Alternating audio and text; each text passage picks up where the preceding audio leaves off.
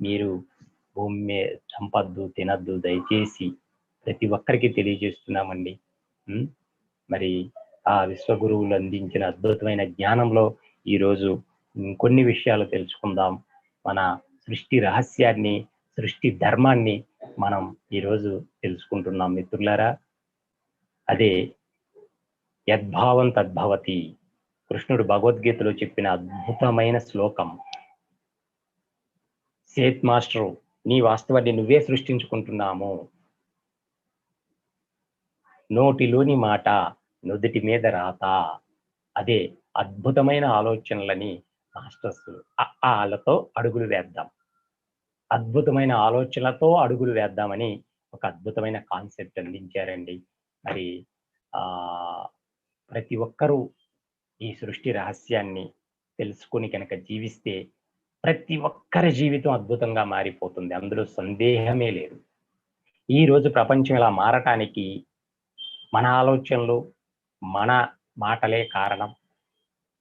మానవుడు నిరంతరం నెగటివ్ ఆలోచనలు, నెగటివ్ మాటలతో ప్రపంచాన్ని నెగటివ్ ఎనర్జీతో నింపేశాడు. రోగాలు, భయాలు సంబంధించింది, కష్టాలు, బాధలకు సంబంధించిన నెగటివ్ ఎనర్జీ అంతా భూమంతా కమ్మేస్తుందండి. మరి ఈ భూమి సర్వనాశనం అవడానికి సిద్ధంగా ఉంది. మన చుట్టూ ఉన్న భూమిని మనం కాపాడుకోవాలంటే మరి మన చుట్టూ ఉన్న భూమిని మనం కాపాడుకోవాలి. ప్రతి ఒక్కరూ కూడా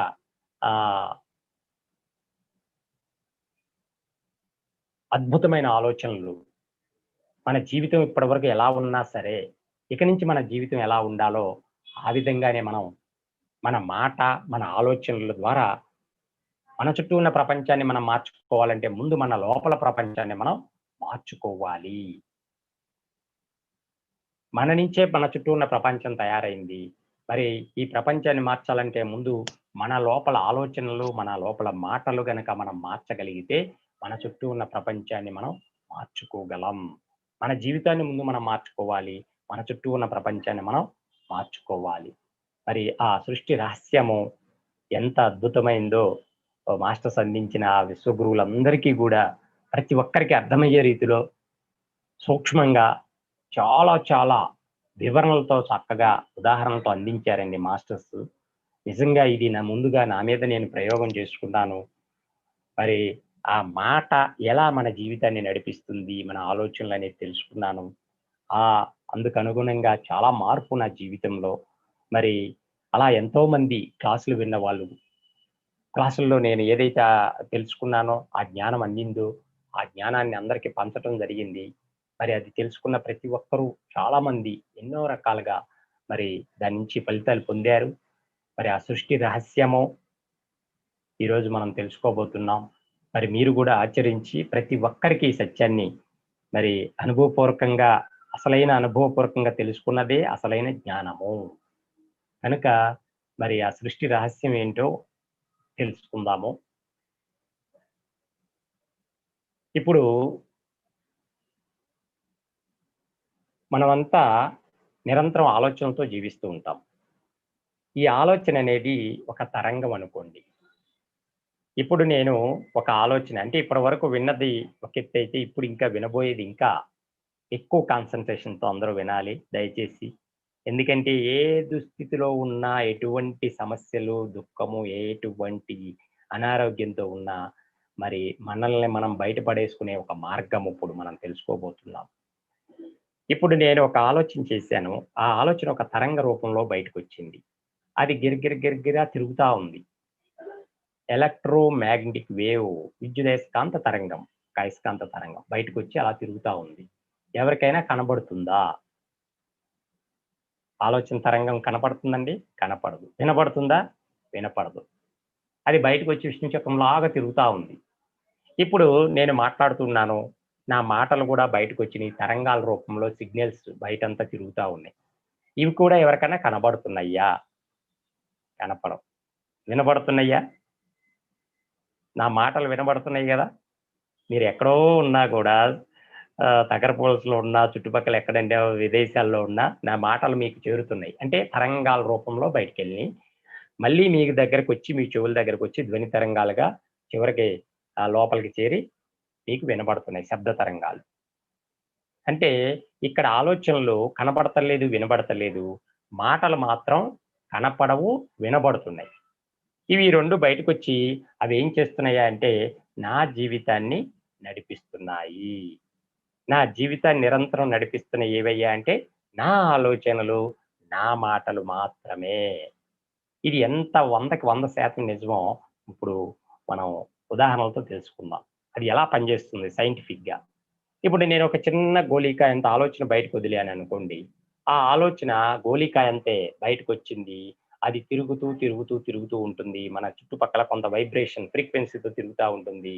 దానికి సంబంధించిన ఫ్రీక్వెన్సీ ఎక్కడుందో సేమ్ టు సేమ్ ఎందుకంటే అయస్కాంత తరంగం గాబట్టి దానికి సంబంధించిన సేమ్ టు సేమ్ ఎనర్జీ ఎక్కడుందో అదందటిని ఆకట్టుకొని అది పెరిగి, పెరిగి, పెరిగి ఫుట్‌బాల్ అంత అవుతుంది. అయస్కాంతానికి ఆకర్షించే గుణం ఉంటుంది గదండీ! అన్నిటిని అట్రాక్ట్ చేసుకుంటుంది. సేమ్ టు సేమ్ ఎనర్జీ కనపడంగానే అది రిసీవ్ చేసుకుంటుంది. అది పెరిగి ఫుట్‌బాల్ అంత అవుతుంది. తిరిగి ఎక్కడికొస్తుందంటే గోడకు కొట్టాను బంతి. గోడకు కొట్టిన బంతి ఎక్కడికొస్తుందండి తిరిగి? కొట్టిన చోటకే వస్తుంది. మనం విశ్వంలోకి వదిలే ప్రతి ఆలోచన ఇంతింతై వటుడింతై అని పెరిగి పెద్దదయ్యి ఫుట్‌బాల్ అంతా అవి తిరిగి మన లోపలికి వస్తుంది. మన జీవితాన్ని నడిపిస్తూ ఉంటుంది మళ్ళీ మన మాటల ద్వారా. ఇదే మరి యద్భావం తద్భవతి. ఇదంతా తెర వెనక జరుగుతుంది. ఇది మన కంటికి కనిపించకుండా సృష్టిలో జరుగుతున్న తతంగము. దీన్ని మనం నిజ జీవితంలో అది ఎలా ఇంప్లిమెంట్ అవుతుంది? అది ఎలా వాస్తవంగా జరుగుతుందనేది ఇప్పుడు తెర ముందేం జరుగుతుందో తెలుసుకుందాం. ఉదాహరణ, ఒక పెద్దావిడుంది. చక్కగా నిన్నటి వరకు బాగా తిరుగుతూ ఉన్నారు ఒక పెద్దావిడ. మన ఇంటి పక్కన పెద్దావిడనుకోండి. పిన్ని గారు. చక్కగా తిరుగుతా ఉంది. ఉన్నట్టుండి ఆవిడకి మోకాళ్ళ నొప్పులొచ్చింది. నడవలేకపోతుంది. సరే గదా! అని మందులు తెచ్చుకుంటూ యేసుకుంటా కూర్చుంది ఆవిడ. పక్కింటి ఆవిడొచ్చింది. పిన్ని గారు పనులన్నీ పూర్తి చేసుకొని కాలక్షేపం కోసం వస్తూ ఉంటారు గదా! అట్లా వచ్చింది పిన్ని గారింటికి. పక్కింటి ఆవిడ. పిన్ని గారు బాగున్నారా? అని అడిగింది. ఇది ఒకటి అలవాటు మనకి. బాగున్నోళ్ళని బాగున్నావా అనడం. కనపడినోళ్ళల్లా బాగున్నావా? అలా పలకరిస్తే పత్రిసారి ఊరుకోరు. ఏవండీ? మనకున్న ఊత పదమైపోయింది. బాగున్నారా అంటాం. ఎవరైనా కనపడితే బాగున్నారా అంటాడు. బాగోకపోతే తిరుగుతాడు, ఎందుకుంటారు. కానీ ఈ మాట అడగంగానే పక్కింటి ఆవిడ ఏం చేసింది? ఏముందమ్మా నిన్నటి వరకు బాగున్నాను తల్లి. ఈ మాయదారి రోగం ఒకటొచ్చి పడింది. మోకాళ్ళ నొప్పులు. అస్సలు పని చేయకోకుండా ఉన్నాను. లెగలేకపోతున్నాను, కూర్చోలేకపోతున్నానని తన బాధనంతా చెప్పుకుంటా కూర్చుంది. చూసారా? అంటే ఎవరైనా అడగటం ఆలస్యం పాపం. బాగున్నారా? అంటే మన దగ్గర ఉన్న పడిన కష్టాలన్నీ ఏకరువు పెట్టుకోవటం, ఎదుటి వాళ్ళు మన మీద ఏమన్నా సింపతి చూపిస్తారు, జాలి పడితే అదొక గొప్ప ఆనందం మనకి. ఏవండీ? ఉన్నది ఇంతైతే మనం ఇంత కూడా చెప్పుకుంటాం పెద్దది జేసి. అయ్యో! పాపం అని ఆళ్ళు జాలి పడతారు అని. పిన్ని గారు చెప్పేసుకుంది అలవాట్లు ప్రకారం, ఏముందమ్మా నాకు మోకాళ్ళ నొప్పుల రోగం. ఇప్పుడు మీరొకటి బాగా గమనించుకోవాలేంటంటే, మనం చెప్పే ప్రతి మాట కూడా బయటకొచ్చే ప్రతి మాట ముందు ఆలోచన రూపంగా బయటికెళ్ళిపోతుంది. ఇప్పుడు ఈ పిన్ని గారు ఏం మాట్లాడింది? నాకు మోకాళ్ళ నొప్పులు. అదే ఒక తరంగము నాకు మోకాళ్ళ నొప్పులు అని పిన్ని గారి లోపల నుంచి ఒక తరంగం బయటికెళ్ళిపోయి, అది గిరగిరా విష్ణు చక్రంలాగా తిరుగుతా ఉంది. పిన్ని గారి చుట్టూ తిరుగుతుంది. ఈ పైనుంచి కిందకి దిగి మాట ద్వారా బయటికి పోయింది నాకు మోకాళ్ళ నొప్పులు. ఈ మాట తరంగం పోయి పక్కింటి ఆవిడ చెవులో పడింది. పక్కింటి ఆవిడ ఏం ఆలోచిస్తదండి మన గురించి? మనం ఏం చెప్తే అదే ఆలోచిస్తారు. ఇది బాగా మీరు అండర్‌లైన్ చేసుకోవాల్సిన పాయింటు. మన నోటి నుంచొచ్చే ప్రతి మాట అదే తిరిగి శక్తిని మనకు అందిస్తూ ఉంటుంది. పక్కింటి ఆవిడకి ఏం చెప్పింది? నాకు మోకాళ్ళ నొప్పులమ్మా అని చెప్పింది. పక్కింటి ఆవిడ చెవిలో పడి దూరింది మన మాట. ఈ లోపల ఒక ఆలోచన మొదలైంది. పిన్ని గారికి మోకాళ్ళ నొప్పులంట. ఒక ఆలోచన. ఒక బాణంలాగా బయటకొచ్చింది. బయటేమో పిన్ని గారి ఆలోచన నాకు మోకాళ్ళ నొప్పులు. పక్కింటి ఆవిడ లోపల నుంచి పిన్ని గారికి మోకాళ్ళ నొప్పులంట. చూసారా ఇక్కడ? మోకాళ్ళ నొప్పులు మ్యాచ్ అయినియి. ఇద్దరి ఆలోచనలో మోకాళ్ళ నొప్పులు కాంబినేషన్ ఉంది. ఈ 2 అండర్‌లైన్ జేసుకోండి. వెంటనే అంటే బాధతో ఉంది గదా! పిన్ని గారికి ఆలోచనకి బలం ఎక్కువ. పిన్ని గారి ఆలోచనొచ్చి పక్కింటి ఆవిడ ఆలోచన గ్రహిస్తుంది. తిరిగి పిన్ని గారిలో నిండుతుంది. పిన్ని గారికి మోకాళ్ళ నొప్పులు పెరుగుతాయా? తగ్గుతాయా?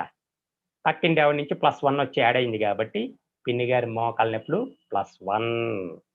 అక్కడితో ఆగుద్దండి. పక్కింటి ఆవిడకి మంచి బ్రేకింగ్ న్యూస్ ఇచ్చింది పిన్ని గారు. ఇక ఆవిడ పక్కింటికి పోయిద్ది. సరే పనంతా అయిపోయింది గదా! అందరిని పలకరించొద్దామని కాలనీ అంతా పోయిద్ది. మనం ఒక విషయం చెప్తే పక్కింటి ఆవిడ మోసుకెళ్ళి దాన్ని కింద పడేసి 2 ముక్కలు చేసి 2 విషయాలు చేసింది. పిన్ని గారికి మోకాళ్ళ నొప్పులంట. పిన్ని గారు గోడలు పట్టుకొని నడుస్తున్నారు. రెండో విషయం గోడ లేదు, పాడు లేదు. పాపం ఆవిడ కూర్చొని చెప్పింది. ఈవిడ దాన్ని ఇంకా రెట్టింపు చేసి ఏదో ఒకటి చెప్పాలి కదా! తోక ఒకటి తగిలిస్తారు. మనదున్నదున్నట్టు చెప్పడం ఎవ్వరికీ అలవాటు లేదు. దానికి తల, తోక ఏదో యాడ్ చేసి చెప్తారు. పిన్ని గారు నడవలేకపోతుంది. మోకాళ్ళ నొప్పులు, గోడలు పట్టుకొని నడుస్తుంది. ఇప్పుడే చూసొస్తున్నాను అంటది. ఆ విన్న మూడో వాళ్ళు దాన్ని 3 ముక్కలు చేస్తారు. 3 విషయాలు. పిన్ని గారికి మోకాళ్ళ నొప్పులు, గోడలు పట్టుకొని నడుస్తుంది. మూడోదేంటంటే పాపం పని చేసుకోవాలంటే నిలబడలేక పాక్కుంటూ, పాక్కుంటూ, దేక్కుంటూ, దేక్కుంటూ పిన్ని గారు పని చేసుకుంటున్నారని చూడండి. అలా స్ప్రెడ్ అయిపోయి సాయంత్రం అయ్యేటప్పటికి ఓ 10 ఇళ్ళకి చేర్చేసింది ఈ మాట. ప్రతి ఒక్కళ్ళు విన్న ప్రతి ఒక్కళ్ళు లోపల నుంచి ఒక ఆలోచన తరంగాన్ని బయటకు వదిలేస్తారు. పిన్ని గారికి మోకాళ్ళ నొప్పులంట. ఆ బాణాలన్నీ వచ్చి పిన్ని గారి ఆలోచనకి అతుక్కుంటాయి విష్ణు చక్రానికి. తిరిగి పిన్ని గారిలకు నిండిపోతాయి. అప్పుడు పిన్ని గారి పరిస్థితి ఏంటండి మరుసటి రోజు? +10. ఎన్ని మందులు వాడినా రోగం తగ్గదు. ఎంతమంది డాక్టర్లు మార్చినా ఉపయోగం లేదు గాక లేదు. ఇదే యద్భావం తద్భవతి. పాపం ఒకాయన మన ఊరు నుంచి విజయనగరం ఎళ్లారండి పని మీద. ఏదో తిరుగుతూ మంచి ఎండాకాలం కళ్ళు తిరిగి పడిపోయాడు. గబగబా హాస్పిటల్‌కి తీసుకుపోతే నీళ్లు జల్లి లేపుతారు. "నీ పేరేంట్రా? నీ ఊరేంట్రా?" అంటే పలానా అని చెప్తారు. "నీ వయసెంత?" అంటాడు. "మొన్నే 30 ఎళ్లి 31 వచ్చింది సార్" అంటే, "అయితే అర్జెంట్‌గా నీకో టెస్ట్ చేయాలి పదా" అని చెప్పి చక్కగా బ్లడ్ టెస్ట్ చేసి తియ్యటి కబురు, తియ్యటి రోగం చెప్తాడు. ఏంటండి ఆ తియ్యటి రోగం? షుగరు. అందరికి తెలుసు తియ్యటి రోగం. నాయనా నీకు 160 ఉండాల్సిన షుగరు 180కెళ్ళిపోయింది. ఇక నుంచి ఇవి తినమాక అని చాంతాడు లిస్ట్ రాస్తే అదంతా చదువుకుంటాము. చదవంగానే మన గుండె జారి గల్లంతవుద్ది. నేను అనుకుంటూనే ఉన్నా. మన తాత ముత్తాతల నుంచి ఈ రోగంతోనే బోయారు. ఇప్పుడు నా వరకొచ్చింది. ఎందుకంటే ఇది వంశపారంపర్య రోగం అనే ఒక అపోహ ఉంది గదా! ఆళ్ళందరూ దీంతో పోయారు. నాకు వస్తది అనుకున్నాడు. వచ్చింది. ఇక దిగాలుగా బస్సెక్కుతాడు మన ఊరికి. ఆ బస్సులో అందరూ తెలిసినోళ్ళు ఉంటారు కదా! పల్లెటూరులో తెలిసినోళ్ళు. "ఏరా ఎక్కడి నుంచి వస్తున్నావురా?" అని అడుగుతారు. ఏం చెప్తాడండి? ఏదుంటే చెప్పుకోవడం మనకు బాగా అలవాటు కదా! మన కష్టాలు, బాధలు ఉన్న పలంగా చెప్పుకోవడం. మంచుంటే చెప్పడం, మన దగ్గర డబ్బొస్తే చెప్పడం, ఆనందం ఉంటే చెప్పడం, రోగాలు, బాధలు, కష్టాలు ఈ మాత్రం బయటికి చెప్పేస్తాడు. ఏముందిరా అదేదో గోల్డ్ మెడల్ వచ్చినట్టు పరమవీర చక్రవర్తి ఢిల్లీ నుంచి దిగినంత ఆనందంగా చెప్పుకుంటూ వస్తాడు. నాకు షుగరొచ్చింది. డాక్టర్ దగ్గర 180తో మొదలైన షుగరు ఇంటికొచ్చేటప్పటికి 360 అవుతుంది. డబల్. డాక్టర్ దగ్గర టాబ్లెట్లతో మొదలైన షుగరు ఇంటికొచ్చేటప్పటికి ఇన్సులిన్ ఇంజెక్షన్ స్థాయికి మన షుగర్ పెరుగుతుంది. ఏ యద్భావం తద్భవతి. సృష్టి రహస్యం. మనం ఎవరన్నా ఇంటికెళ్తే వాళ్ళేం జేస్తారండి, ఎళ్ళంగానే పలకరిస్తారు, కూర్చోమంటారు. గబగబా టీయో, కాఫీయో పెట్టడానికెళ్తారు. అది ఫస్ట్ మర్యాద. మన తెలుగు వాళ్ళంట టీ ఇవ్వటం మర్యాద గదా! టీయో, కాఫీయో. ఊరోళ్ళందరికీ తెలుసు మనకు షుగర్ రోగం వచ్చిన సంగతి. ఈ మహాతల్లికి తెలుసో తెలీదో ఆ షుగరేసేస్తే స్పూన్‌తో ఆ షుగర్ తెచ్చి కప్‌లో ఏసేస్తే డాక్టర్ ముందే చెప్తాడు. "అరేయ్! నీ ఒక స్పూన్ అయినా నీ బాడీలోకెళ్ళిందా నువ్వు మటాష్" అంటాడు. అదొక భయం లోపల. సరే హాల్‌లో ఉండి అక్కడ 10 మంది ఉండారు. ఎవరేమనుకుంటారో అని కూడా చూడకోకుండా వంటగదిలోకి ఇనబడాలి కిచెన్‌లోకని గట్టిగా అరుస్తాడు. "ఒక లెస్ టీ ఇయ్యబ్బా" అంటాడు. Less tea. పాపం ఆ లెస్ అంటే అందరికి తెలీదనుకుంటాడు. ఇప్పుడు టీ స్టాల్ దగ్గర మనం ఎక్కడైనా టీలు తాగుతుంటుంటే లెస్ టీ అంటాడు ఒకడొచ్చి అందరూ చూస్తారా లేదా పక్కకి తిరిగి. ఎందుకంటే లెస్ అన్నా కూడా వాడి బాడీలో ఫుల్ ఉందన్నమాట షుగరు. అంటే చూడండి నోరు మూసుకొని కూర్చున్నామనుకోండి ఆవిడ స్పూన్ షుగరేసినా మన కొంపలేం మునగవు. నోరు తెరిసి లెస్ టీ అన్న పాపానికి ఆ పక్కనున్న 10 మంది ఏం చేస్తారు? కేజీలు షుగర్‌ని మనకు తెలియకుండా మన శరీరంలో నింపేస్తారు. ఇదే యద్భావం తద్భవతి. దయచేసి అసలు విషయం చాలా మందికి ఇప్పుడు చాలా బల్బెలిగినట్టుంది. ఈ విషయం విన్న తర్వాత చాలా ఎందుకంటే అందరి ఫేసులు చూస్తే నాకు క్లాసులో నాకు అర్థమైపోయిద్ది. అప్పటి వరకు ఉన్నదంతా ఆ! మనం ఇలా మాట్లాడామా? అంటే మన దగ్గర ఏదుంటే అది చెప్పుకుంటే దాన్ని ఎన్నో రెట్లు మనమే అనుభవించాలి. ఇదే తప్పదుగాక తప్పదు. 10,000 అప్పుందని పదే పదే 10 మందికి చెప్పుకోండి. 10 రెట్లు అంటే రూ. 1,00,000 అప్పు చేయాల్సిన పరిస్థితులన్నీ మన జీవితంలో వన్ బై వన్ వచ్చేస్తాయి. దయచేసి ఇప్పటికే సగం పూర్తిగా అర్థమైంది మీకు. ప్రతి ఒక్కరూ గూడా ఈ రోజు నుంచి, ఈ క్షణం నుంచి అద్భుతమైన ఆలోచనలతో జీవించండి. అద్భుతమైన మాటలు. పొరపాటును గూడా మనం అనుభవిస్తున్నది ఏది కష్టం, నష్టం, సమస్య ఏదైనా బయట పెడితే మనమే, మనమే ఎన్నో, ఎన్నో, ఎన్నో రెట్లు మనమే అనుభవించాలి. తప్పదుగాక తప్పదు. నోటిలోని మాట నుదిటి మీద రాత. 100కి 200% నిజం. దయచేసి ఇక నుంచి ఇప్పటి వరకు తెలుసో తెలియకో మనం ఏది పడితే అది వాగేసాం. ఒక 'చిరంజీవి' సినిమాలో బూతులొస్తుంటే బూతులు ఎలా మింగేసుకొని బలవంతంగా కంట్రోల్ చేసుకుంటాడు 'ఠాకూర్' సినిమాలో చిరంజీవి. బూతులొస్తున్నా కూడా బయటికి రాకుండా కంట్రోల్ చేసేసుకుంటాడు. బయటికెళ్తే అది మహా పెనుభూతం అయిపోతుంది. దయచేసి ఏ పరిస్థితుల్లో ఉన్నా, కష్టాలున్నా, నష్టాలున్నా, బాధలున్నా, నొప్పులున్నా, ఏదున్నా సరే అది బయట పెట్టద్దు. మరి ఏం పెట్టాలి అంటారు అందరూ. ఏం చెప్పాలయ్యా? ఏం చెప్పుకోవాలంటారు. అది కూడా ఇచ్చారు మాన్‌స్టర్స్. ఇప్పుడు ఆలోచననేది చురకత్తండోయ్! చురకత్తి. ఆలోచన కత్తితో పోల్చారు మాస్టర్. ఒక చురకత్తికి 2 వైపులా పదునుంటుంది. అదే కత్తితో 2 పనులు జేయొచ్చు. ఒక కత్తితో 2 పనులు. మంచి పనులు జేయొచ్చు, చెడు పనులు జేయొచ్చు. మంచి పనులేంటండి? మనకు రోజు కత్తి వాడాల్సిందే. కత్తి పీటో, కత్తెరో కూరగాయలు కోయటానికి కత్తి అవసరమే. మంచి పనులు. కానీ కొంతమంది పీకలు కూడా కోసుకుంటారు. ఇక్కడ కత్తిలో తేడా లేదు. కత్తి పదునులో తేడా లేదు. దాన్ని ఉపయోగించే విధానంలోనే తేడా ఉంది. మన ఆలోచనలో తేడా లేదు. మన ఆలోచన శక్తిలో తేడా లేదు. కానీ దాన్ని ఉపయోగించే విధానం మీదే మంచి, చెడు ఆధారపడి ఉంది మన జీవితం. మన జీవితాన్ని సర్వనాశనం చేసేవి మన ఆలోచనలు, మన మాటలే. మన జీవితాన్ని అద్భుతంగా మార్చేవి కూడా మన ఆలోచనలు, మన మాటలే. మరి ఇప్పటివరకు తెలిసో తెలియకో మన జీవితాన్ని నష్టపరిచే మాటలు, ఆలోచనలు చేసామో, ఈ రోజు నుంచి మన జీవితాన్ని అద్భుతంగా మార్చుకోవాలంటే అద్భుతమైన ఆలోచనలు చేద్దాం. ఒక చిన్న జస్ట్ చేంజ్ ఏంటంటే, ఇప్పటివరకు మనం ఉన్నదాన్ని బయట పెట్టాం. ఇక నుంచి మనం బయట పెట్టాల్సిందేంటంటే, ఏది అవసరమో అదే మనం మాట్లాడాలి. ఏది అవసరమో అదే మనం ఆలోచించాలి. ఈ 2 విషయాలే బయట పెట్టండి. ఇప్పటివరకు ఉన్నదాని గురించి ఆలోచించాం, ఉన్నదాని గురించి మాట్లాడాము. అదే పెంచి పెద్ద చేసుకున్నాము. ఇక నుంచి మనం ఏది అవసరమో అది ఆలోచించండి. ఆరోగ్యం కావాలంటే ఏం మాట్లాడాలి? నేను ఆరోగ్యంగా ఉన్నాను. ఇంతకుముందు రోగం ఉందని చెప్పుకున్నాము. రోగం పెంచుకున్నాము. మనమే అనుభవించాము. ఇప్పుడు ఆరోగ్యం కావాలంటే ఏం చెప్పుకోవాలి? నేను ఆరోగ్యంగా ఉన్నాను. ఏది అవసరమో అదే మాట్లాడండి. అదే ఆలోచించండి. ఎన్నో, ఎన్నో రెట్లు అదే మనం పొందుతాము. ఇదే యద్భావం, యద్భావం, యద్భావం తద్భవతి. మరి పక్కింటి ఆవిడ క్లాస్ వినిందండి. పిన్ని గారు రాలేకపోయారు క్లాస్‌కి. పిన్ని గారు మూలబడి ఉన్నారు. రోగం పెరిగిపోయి. పక్కింటి ఆవిడకి చెప్పుకోక ముందు పాపం హాల్ వరకు ఎళ్లి తిరిగేది. పక్కింటి ఆవిడకి చెప్పుకున్న తర్వాత హాల్ నుంచి బెడ్‌రూమ్ దాటి ఎళ్ళలేకపోయింది. ఆ మరుసటి రోజు బెడ్‌కే అంకితం అయిపోయింది. నాలుగో రోజు. చూసారా? పిన్ని గారి రోగం రోజు రోజుకి ముదిరిపోయింది.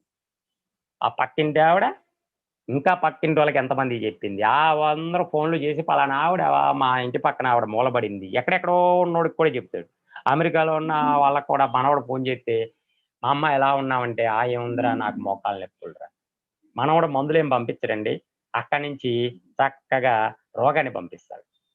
ఎందుకంటే 600 షుగర్ ఉందని చెప్పార్రా అని చెప్పారనుకోండి ఇక్కడి నుంచి, మనవడు ఏం చేస్తాడు 600 షుగరు టీవీలో చూస్తుంటాడు. తెల్లారి లెగిస్తే టీవీలో అన్నీ అవేగా.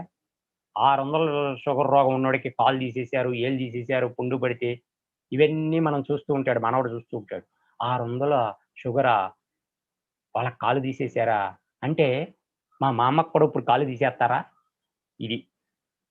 వెంటనే ఆలోచన చేస్తాడు. ఆ ఫ్లైట్‌లో పంపిస్తాడు దాన్ని. అదొచ్చి ఎవరికి దిగుద్దండి? మా అమ్మగారికి. పుండు పట్టడం, కాలు తీయటం అని జరిగిపోతుంది. దయచేసి మనవడు అక్కడ ఎక్కడో నుంచో ఫోను చేసాడు కదా! పరామర్శిస్తున్నాడు కదా! అని మీరు పొంగిపోయి, లేనిపోయిన రోగాలను సృష్టించుకొని కూడా చెప్తారు కొంతమంది. దయచేసి డబ్బులు పంపించి మనోడు రోగం పంపిస్తాడు. ఎవరికి చెప్పుకుంటే ఇది బాగా సీక్రెట్ అండి. ఇది చాలా చాలా సీక్రెట్. మీకేది కావాలో అది మీరు ప్రపంచానికి వదిలేయండి. అందరి చెవుల్లో పడేయండి. అదే మీకు ఎనర్జీ. మనల్ని రక్షించేది మన మాటే మంత్రం. పలుకే బంగారం. పలుకే బంగారం అని త్యాగరాజు గారు చక్కగా అద్భుతంగా పాడారు. మన పలుకు బంగారంలాగా ఉండాలి. పలుకు బొగ్గులాగా ఉండకూడదు. మన జీవితాన్ని కాల్చేసే బొగ్గులాగా ఉండకూడదు. మన మాట, పలుకు బంగారం ప్రకాశించాలి. మన జీవితాన్ని వెలుగులతో నింపాలి మన మాట. అటువంటి మాటలే మాట్లాడండి. మీరు ఏ దుస్థితిలో ఉన్నా, ఏ పరిస్థితుల్లో ఉన్నా పొరపాటున కూడా ఉన్నది ఉన్నట్టు గనక మీరు చెబితే, "ఏంటయ్యా లేనిది చెప్పమంటావు? నాకు రోగం ఉంటే ఆరోగ్యంగా ఉన్నాను ఎలా చెప్పమంటావు? దరిద్రం ఉంటే నా దగ్గర డబ్బుందని." ఎందుకంటే అది మనం మన జీవితానికి ఏది అవసరమో అది సృష్టించుకుంటున్నాం. మనం అబద్ధం చెప్పట్లేదు. తెల్ల కాగితం మన జీవితం. తెల్ల కాగితం మీద మన ఆలోచనలు అంతే తెల్ల కాగితం మీద మన రాత రాసుకుంటున్నాము.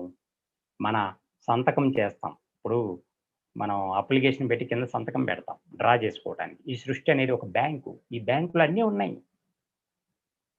ఆరోగ్యము ఉంది, అనారోగ్యము ఉంది. అన్నిటికి సంబంధించిన ఎనర్జీస్ ఉన్నాయి. ఐశ్వర్యము ఉంది, దరిద్రము ఉంది. దుఃఖము ఉంది, సంతోషం, ఆనందము ఉంది. మనకి ఏది అవసరమో అది మనం అప్లికేషన్ పెట్టుకోవాలి. ఆలోచన అనేది అప్లికేషన్ అయితే, మన మాట సంతకము. ఇది బాగా గుర్తుపెట్టుకోండి ప్రతి ఒక్కళ్ళు. దయచేసి, దయచేసి, దయచేసి ఏవండీ మనం ఇప్పుడు హోటల్‌కెళ్తాం. మనకేది కావాలో అది నోట్లో పెట్టుకొని కూర్చుంటే, మనం తినేది మన నోటికొస్తుందండి? మనం చెప్పకోకుండా నోటికొస్తుందా? సప్లయర్ ఉంటాడు వస్తాడు. "ఏం కావాలి సార్" అంటాడు. మనం నోరు మూసుకొని కూర్చుంటే వస్తదా? మనకేది అవసరమో అది చెప్పుకోవాలి గదా! మనం ఏది తినాలనుకుంటే అది బయట పెట్టాలి గదా! మనం ఏది అనుభవించాలో అదే మీరు బయట పెట్టండి. ఇప్పుడు ఇడ్లీ తినాలనుకోండి ఇడ్లీ అని జెప్తారు. వాడు పొరపాటున దోస తెస్తే ఏంటా మనం కోప్పడతామా లేదా? మనం ఒకటి చెబితే ఒకటిచ్చాడని. సృష్టి కూడా అంతే. మనం ఏది చెప్తే అదే ఇస్తుంది.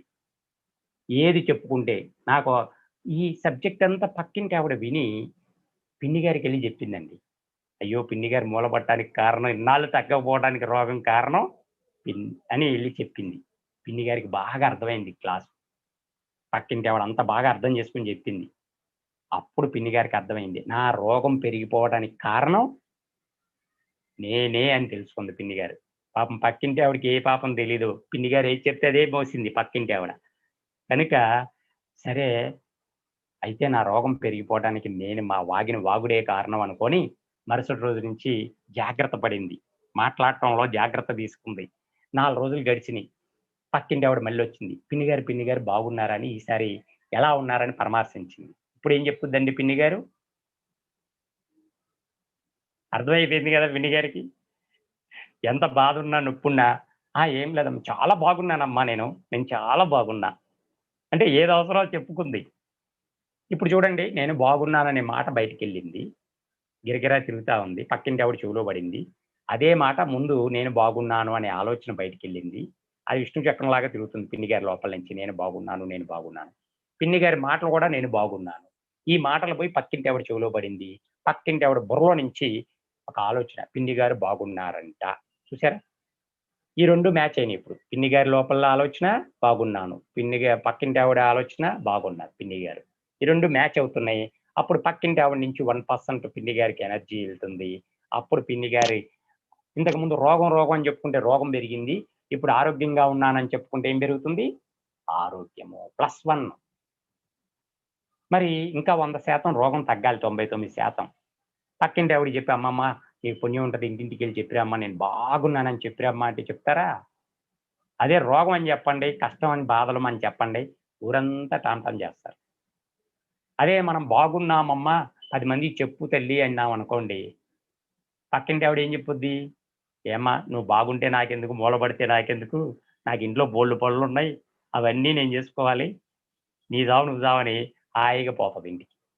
అప్పుడు చెప్పదు పిన్ని గారు బాగా లేసి తిరుగుతున్నారని చెప్పదు ఎవరికీ. అదే మనం మూలబడితే అందరికి చెప్పొస్తది పనిమాల వెళ్ళి. ఫస్ట్ గట్టుకొని చెప్తారెళ్లి. ఇది అందరి సమాజంలో జరిగే పరిస్థితండి. దయచేసి ఇప్పుడు మనం లేసి తిరగాలంటే నడవలేము. బిల్డప్ ఇచ్చాం బాగున్నామని. మరి నిజంగా బాగుండాలంటే ఏం చేయాలండి? 10 మందికి చెప్పుకోవాలి గదా! మనం ఎళ్లి 10 మంది ఇలాగ తిరగలేకపోయినా 10 మందొచ్చి మనల్ని పరామర్శిస్తుంటారు గాబట్టి, అప్పుడే పిన్ని గారు అందరికి చెప్పుకోవడం మొదలుపెట్టింది. ఎక్కడో ఉన్న అమెరికా అబ్బాయి కూడా ఫోను చేశాడు మనవడు. "ఏరా ఏమ్మా బాగున్నావా?" అంటే, "ఎలా ఉంది నీ పరిస్థితి ఆరోగ్యం" అంటే, "నేను చాలా బాగున్నానురా." ఏది అవసరమో అది చెప్పుకోవడం మొదలుపెట్టింది. అతి త్వరలోనే పిన్ని గారు లేసి తిరగడం మొదలుపెట్టింది. ఏ మందులతో పని లేకుండా, ఏ డాక్టర్లతో పని లేకుండా ఇదే యద్భావం తద్భవతి. దయచేసి ఇది ఆషామాషీగా తీసుకోవద్దండి అందరూ. ఇది పెద్ద సృష్టి రహస్యము. గొప్ప మార్పు మన జీవితాల్లో. ఏ స్థితిలో ఉన్నా, ఎంత దరిద్రంగున్నా, ఎంత అనారోగ్యాలతో ఉన్నా, ఎన్ని సమస్యలతో ఉన్నా, పొరపాటున అది బయట పెట్టద్దు. ఏవండీ? మరి ఈ కథ ఎంత బాగా అర్థమైందో 2 ప్రశ్నలు అడుగుతాను. దయచేసి అందరూ చెప్పండి. మరి అక్కడ క్లాస్‌లకొచ్చినప్పుడు అడిగానో లేదో, చెప్పారో లేదో, మరి జూమ్ సెక్షన్‌లో మరి ఆన్సర్ ఇచ్చేటప్పుడు అన్‌మ్యూట్ చేసుకొని ఆన్సర్ ఇవ్వచ్చు. 2 ప్రశ్నలు అడగాలా వద్దా సార్ చంటి గారు? అడగండి సార్. అడగాలి సార్. అడగాలా? ఎందుకంటే ఈ సబ్జెక్టు ఎంత అడగాలి సార్. డెప్త్‌గా అందరికి అర్థం చేసుకున్నారు అనే విషయాన్ని నేను తెలుసుకోవాలనుకుంటున్నాను. 2 ప్రశ్నలు వేస్తాను. మరి ఇవి చాలా తేలిగ్గా హ్మ్. ఉన్నట్టుంటాయి గానీ, నా ప్రశ్నలు సార్ మ్యూట్ అయిపోయింది. అన్‌మ్యూట్ చేసుకోండి. Sir okay sir. Okay sir. హ్మ్. మరి నా ప్రశ్నలు వినడానికి చాలా తేలిగ్గా ఆన్సర్ ఉన్నట్టుంటుంది గానీ, బాగా ఆలోచించి సమాధానం చెప్పండి సార్. ఎందుకంటే అంత కష్టమైన ప్రశ్నలు. మొదటి ప్రశ్న సమయం తీసుకొనైనా చెప్పచ్చు. ఒక మామిడి విత్తనం ఉందండి. మామిడి టెంకి, కాయ, విత్తనం. అందరికి తెలుసు కదా! మామిడికాయ తెలియని వాళ్ళున్నారా? అందరికి తెలుసు కదా! ఈ మామిడి విత్తనాన్ని భూమిలో పాతిపెడితే ఏ మొక్క వస్తుంది? మామిడి చెట్టు వస్తది ఎవరన్నా సార్. హ్యాండ్ రైజ్ చేస్తే ఆళ్ళని అడగండి సార్. మామిడి విత్తనాన్ని భూమిలో ఎవరైనా మీడియం పాతిపెడితే మాస్టర్స్ ఏ మొక్క వస్తుంది? ఎవరైనా అన్‌మ్యూట్ చేసుకోండి. చంటి గారికి మామిడి మొక్క వచ్చిందంట. ఇప్పుడే చెప్పారు చంటి గారు. మరి మిగతా వాళ్ళు మామిడి విత్తనం వేశాను. ఏ మొక్క వచ్చింది? మామిడే మాస్టర్స్ వస్తుందని అన్‌మ్యూట్ చెప్తున్నారు చేసుకోండి. అందరూ. మామిడి విత్తనమే వస్తుంది. మామిడి విత్తనం వేశాం. మామిడి మామిడి చెట్టు విత్తనమే ఆ! వస్తుంది సార్. మామిడి ఏవి చెట్టా? వేస్తే అదే వస్తుంది కదా. అవునా? మామిడి చెట్టు వస్తుంది. మామిడి చెట్టా? సరే సార్. అందరికి మామిడి చెట్టేనా? మామిడి విత్తనం అంతే సార్. పాతిపెడితే మామిడి మొక్క వస్తుంది. ఎవరు ఇక్కడ ఇందాక మెసేజ్‌లో పెట్టారు. మామిడి చెట్టు వస్తుంది. ఏది విత్తితే అదే వస్తుందంటారు. అవును. Yes sir. సరే అవును సార్. మీరందరూ మామిడి చెట్టు అని చెప్తున్నారు గదా! నాకు మామిడి విత్తనం వేశానండి. జామ చెట్టు వచ్చింది. జామ చెట్టు. నమ్ముతారా? అవును సార్. నమ్ముతున్నారా? ఎవరన్నా నమ్మితే చేతులెత్తమనండి. హ్యాండ్ రైజ్ చేయమనండి. మామిడి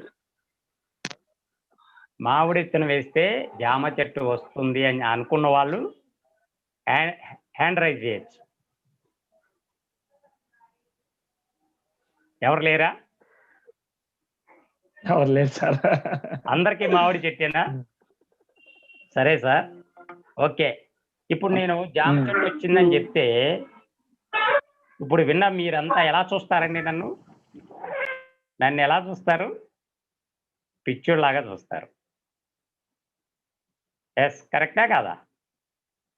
మామిడి విత్తనం నాటడం ఏంట్రా, జామ మొక్క రావడం ఏంట్రా బాబు, ఏం చెప్తున్నావని ఒక పిచ్చోడిలాగా చూస్తారు నన్ను. సరే, మామిడి విత్తనం వేస్తే మామిడి మొక్కే వస్తుందనుకుందాం కాసేపు. ఈసారి రెండో ప్రశ్నకైనా కరెక్ట్‌గా సమాధానం చెప్పండి. ఎందుకంటే ఈ 12 సంవత్సరాల క్లాసుల్లో ఎంతమందిని అడిగినా దీనికి కరెక్ట్ ఆన్సర్ ఎవరు ఇవ్వలేకపోయారు. Highly impossible. రెండో ప్రశ్న మొదటిది చాలా ఈజీ ప్రశ్న, ఎంత ఈజీ ప్రశ్నో, రెండో ప్రశ్న అంత కఠినమైన ప్రశ్న. ఇప్పటివరకు నాకైతే ఆన్సర్ ఎవరు చెప్పలేదండి. మరి నగరపు వలస ఆత్మ బంధువులు, ఈ జూమ్ సెషన్ వింటున్న వాళ్ళు ఎవరైనా చెప్తారోనో చూద్దాం. రెండో ప్రశ్న అడగాలా వద్దా సార్? అడగండి సార్. అడగండి. అడగాలా? సరే, మామిడి చెట్టే వచ్చిందనుకుందాం. ఈ విత్తనం వేసాం, మామిడి విత్తనం, మామిడి చెట్టు వచ్చి మహావృక్షం అయిపోయి 30 సంవత్సరాలు జీవించింది. ఆ 30 సంవత్సరాల తన జీవిత కాలంలో ఎన్ని కాయలిచ్చిందో, జీవితకాలం మొత్తం మీద ఎన్ని కాయలిచ్చిందో కరెక్ట్‌గా లెక్క పెట్టి నంబర్ చెప్పండి. తన జీవితకాలం మొత్తం లెక్క పెడుతున్నారా? లెక్క పెట్టగలరా? లెక్క పెట్టలేనన్ని, ఇన్ఫినిటీ, అనంతం. అవునా కదా? వేలు లక్షల కాయలు. అవును.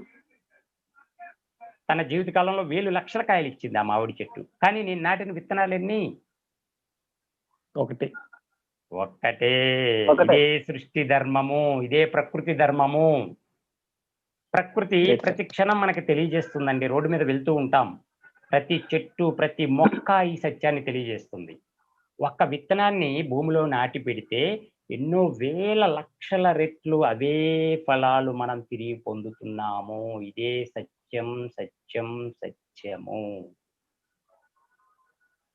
ఇప్పుడు ఒక మామిడి విత్తనం వేస్తే ఎన్నో వేల లక్షల మామిడి ఫలాలను పొందుతున్నాము. ఒక వడ్లు గింజను భూమిలో వేస్తే ఎన్నో వడ్లు గింజలను తీసుకుంటున్నామే. అలాగే మన మైండ్ కూడా ఒక పంట పొలం లాంటిది. మన ఆలోచనలు, మాటలు విత్తనాలు లాంటివి. ఏ విత్తనాలైతే వేసుకుంటామో అవే ఫలాలు ఎన్నో రెట్లు అవే పొందుతాము. ఇదే సత్యం. పొరపాటును కూడా మామిడి విత్తనం వేస్తే జామ మొక్క రాదు. ఇది పూర్తిగా సృష్టికి విరుద్ధము. నాకు రోగముంది, కష్టముంది, అప్పుంది, సమస్య ఉంది, ఉద్యోగం లేదు. ఇవే మాటలు, ఇవే ఆలోచనలు నిరంతరం ప్రపంచంలోనికి వదిలేస్తే, అవే విత్తనాలు వేసుకుంటే ఏమొస్తుందండి? అవే ఫలాలు. చిన్న అణువంత మొదలైన నాకు రోగం ఉంది అని చెప్పుకుంటే పెద్దగా శరీరం అంతా వ్యాపించి చివరికి ఆ రోగంతోనే మనం మరణిస్తాం. దయచేసి ఏ పరిస్థితుల్లో కూడా,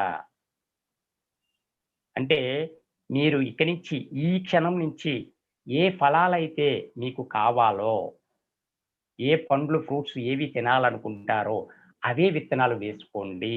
అవే ఫలాలు పొందుతారు.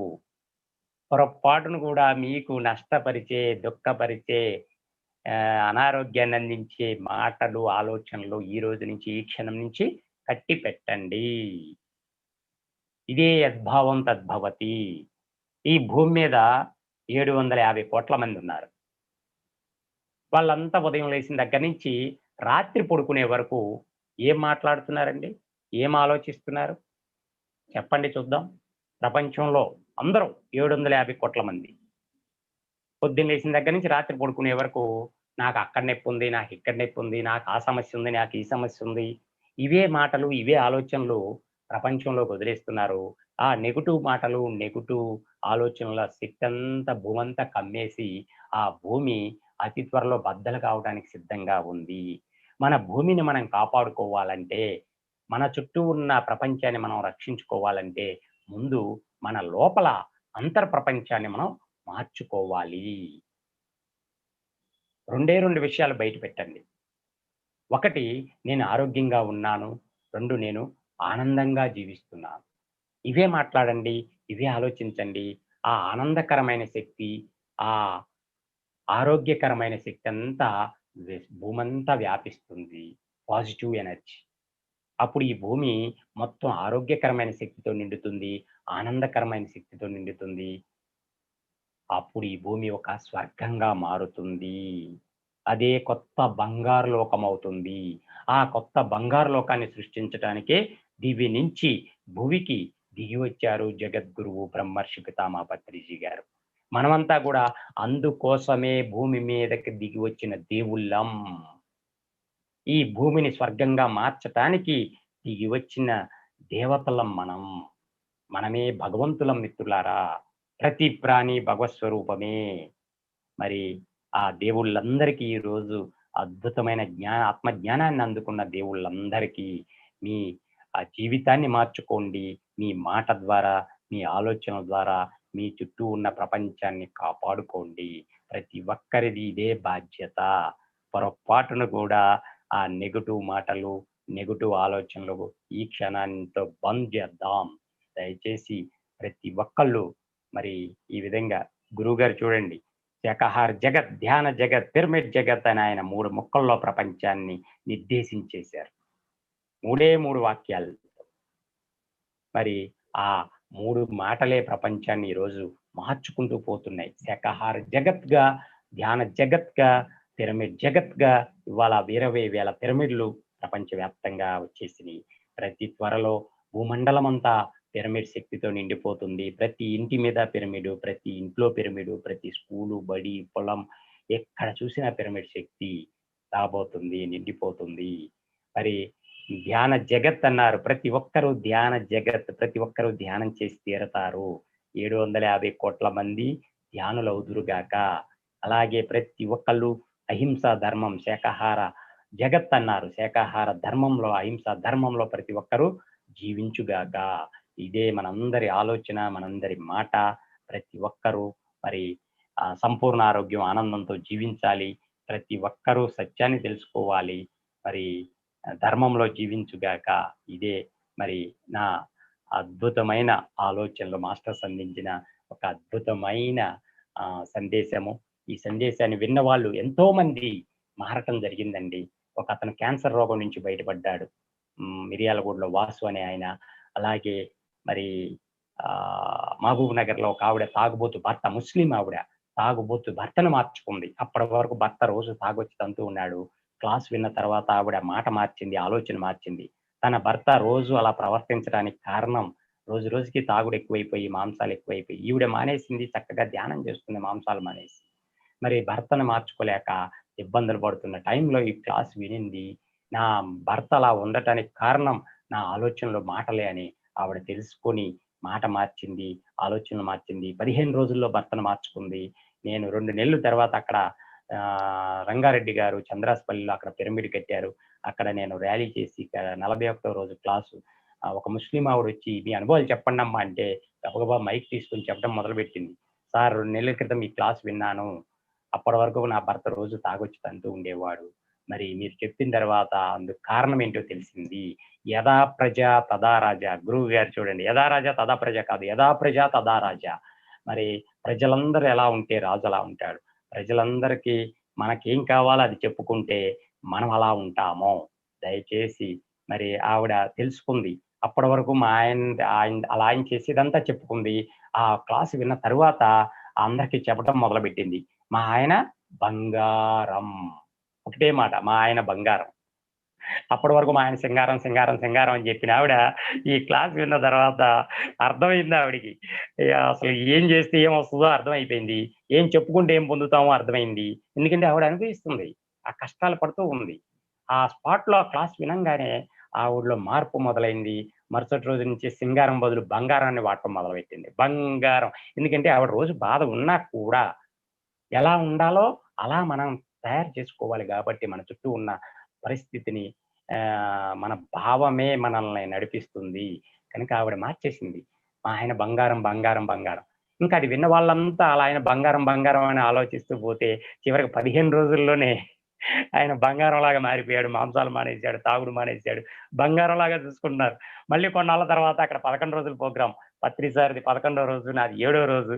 ఆ క్లాస్‌కి వెళ్ళాను. పెద్ద బహిరంగ సభలో నేను ఇదే విషయాన్ని మీ మహబూబ్ నగర్‌లో ఇలా జరిగిందయ్యా. ఈ అద్భుతమైన ఆలోచనల ద్వారా ఒక కుటుంబం మారింది అంటే ఆవిడ వాళ్ళు సార్ వాళ్ళు ఇదిగో ఇక్కడే వచ్చారు సార్ భార్యాభర్తలని స్టేజ్ మీదకి కూడా పిలవటం జరిగిందండి.